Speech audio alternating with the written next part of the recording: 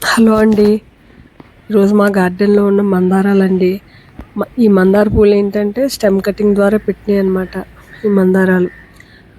ఇవి చాలా ఏంటి అదే ఈ కలర్స్ ఏంటంటే మంచిగా ఉన్నాయని చెప్పి కొమ్మలు తీసుకొచ్చి పెట్టామనమాట అండి ఇవి. వీటికేంటంటే ఓన్లీ మేము కిచెన్ వేస్టే ఇస్తాము.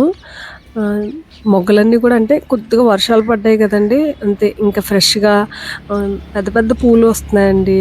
వీటికి మేము ఇచ్చేదేంటంటే పుల్లటి మజ్జిగ ఉంటుంది కదండీ! అదే మనం వెన్న తీసుకున్న తర్వాత మిగిలిపోతుంది కదా!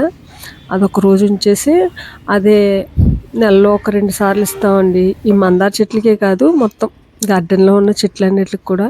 ఈ కలర్ అయితే మాత్రం చాలా బావుంటదండి. మామూలుగా మందార పూలు మనం పెట్టుకోం గానీ అంటే ఇప్పుడు మానేసాం. కానీ ఈ మందార పువ్వయితే మా సిస్టర్ కంపల్సరీ పెట్టుకుంటదండి.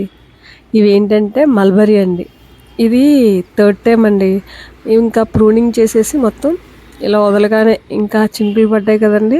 మంచిగా చిగుర్లొచ్చి, చిగురులతో పాటు ఇలాగా ఫ్రూట్స్ కూడా వచ్చేసినాయండి. Mulberry fruits. మందార మొగ్గలు చూడండి. ఇదిగోండి. ఈ కలర్ అయితే మాత్రం నాకు చాలా ఇష్టమైన కలర్ అండి. ఇదేమో దేవకాంచన అండి. ఈ దేవకాంచన కూడా మొత్తం